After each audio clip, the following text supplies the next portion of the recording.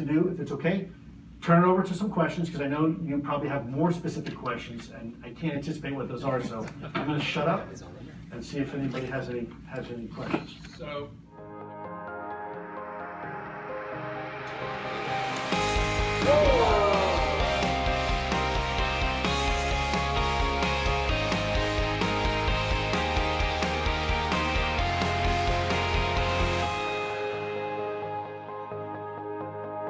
Anyways, with that, what I'd like to do, if it's okay, turn it over to some questions, because I know you probably have more specific questions, and I can't anticipate what those are, so I'm gonna shut up and see if anybody has any questions. How do you explain, sir, that senior journalists have not followed up on the information released to the New York Times? I think it's the same reason why scientists have it, stigma. It's a career killer. Now, it's changing, but I think it was a career killer. And I think people like Alejandro Rojas can tell you firsthand some of the challenges he had to endure. I will tell you, I know from personal experience, he's a very, very respectable investigative journalist. It just so happens that what he's interested in happens to be aerial phenomena. And for that reason, people will look at it as, oh, is this on? Okay. They're not very good to Got it. So, You don't have to stand up, just go. No, I'll stand up, that's okay, never mind. No big deal. Can you folks hear me in the back now? Okay? Okay, how about now? Can you hear me now? Louder? Okay, how about that? All right, I don't want to blast the eardrums here in the front, but there you go. So did you hear the question initially? Why certain journalists aren't taking this maybe more seriously or not reporting it? Okay, so my answer to that question is the same reason why scientists haven't followed up with this, because of the social stigma that is usually associated with this portfolio, this phenomenon. And I used the example of Mr. Alejandro Rojas here, who I've had the honor and privilege to actually talk with. And I can tell you, as a matter of fact, he is a true blue investigative reporter. He's very, very good at what he does. But because he decides to focus his efforts on this phenomena, obviously there's a lot of stigma involved with that. So that is a question I think that probably who could answer that better than me, more qualified, would be someone like him. But my guess is because of the stigma. It's a career killer. The moment someone starts reporting on UAPs, all of a sudden you think of tinfoil hat and little green people and Elvis on the mothership, and that's a career killer, right? Even if you want to pursue it from a scientific perspective, there's a mountain of stigma. So part of defeating that stigma is first getting the government, which it already did, to acknowledge, yeah, you know what, we're looking at these things. And by the way, we don't want to admit it either, because there's stigma, you know? So it's totally understandable. I have my mic on. You want to take this one off? I don't know. They're trying to see if they can't get it louder or something like that. I can do the drill sergeant voice. Yeah. All right. Can you hear me back in the back? Okay, so it's about my illustrious voice versus Lou's, I guess, or something. Yeah, try that maybe, and then we'll see. Yeah. Okay. Would we have known about AATIP without you? Are you a whistleblower? No. A whistleblower is somebody who looks at malfeasance from the government and then comes out and wants protection. I'm not looking for protection, and I didn't see any malfeasance. I simply saw a problem systematically with the government involving silos that needed to be broken down. I am not a leaker, nor am I a whistleblower. Leakers are somebody who provides classified information in an unauthorized manner. And a whistleblower is somebody, like I said, who's trying to point out malfeasance. That's not me, none of those. I'm just a government guy who wanted to have a conversation and got very, very frustrated because I couldn't inform my chain of command. And it was purely because of stigma. That's it. How many UFO reports did you receive from the military in a year? Which year? I love it. Yeah, okay. So, can't talk about it. Okay. Which group has been most skeptical of TTSA? Government, science, or UFO enthusiasts? Yes. All of them. All of them. Since AATIP was sanctioned to collect info on aerial threats, why wouldn't they have the radar data from the 2004 event? I didn't know we didn't. Scuttlebutt. Reports say that many different species visit here, mostly friendly or indifferent. Does this suggest we are in a neutral zone in interstellar space or unclaimed space? I am absolutely not qualified to answer that. I have no idea. It would be completely disingenuous of me to tell you what I think, because frankly, I don't have enough data. So I respect the question. I think it's a great question, but that's a question I think that we need to have philosophers and theologians and the general public have. I'm not qualified. Respectfully, I'm not qualified to answer that question. Where did AATIP fit into the DIA reporting structure, and how much time did AATIP spend on UFOs? AATIP itself spent its entire time on UFOs, but it wasn't always at DIA. It was later moved up to OSD. So DIA in the early days was very much integral and part of AATIP, and the results were reported up to chain of command, to the highest levels, by the way. I won't say who, but at the highest levels. But then later it was determined that the organization called AATIP and the effort would be able to do more at the Office of the Secretary of Defense level. And so it was actually taken out of it, DIA. And I'm not sure that fact has come out yet, but that's what happened. In your personal experience in the threat assessment program, has there been any evidence that could be assessed as a threat by the phenomenon? So let's, for just a moment, define threat. If you go to an airport and you stand too close to a jet engine, you're probably going to go deaf because they're very loud. So as a result, you can't get too close to the jet engines. That's a threat. It's a threat to your hearing. It's a threat to your safety, right? If you go and you put your head in a microwave, bad things are going to happen, right? I mean, probably not a very smart thing to do. There's a biological threat there. Whether it's intentional or not, I think is the question maybe you might be asking, because we tend to ascribe threats as intentional threats, someone who's out to try to harm you on purpose.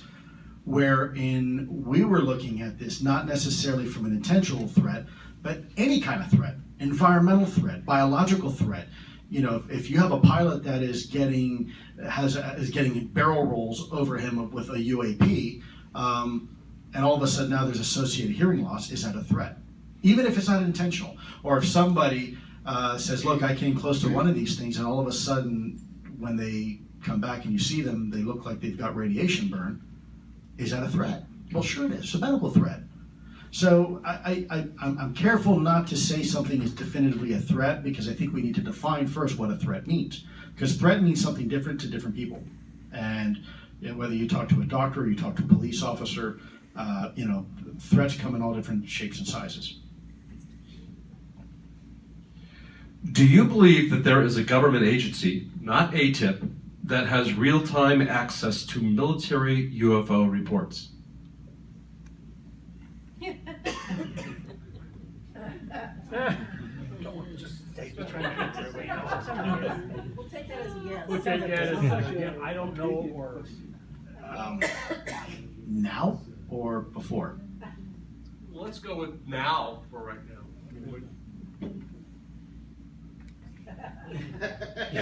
We've already had Blue Book doing that, so okay. I mean, but now. I mean, I think I explained to the audience that the effort is alive and well. Read between the lines, whatever that means. How do you do scientific analysis on something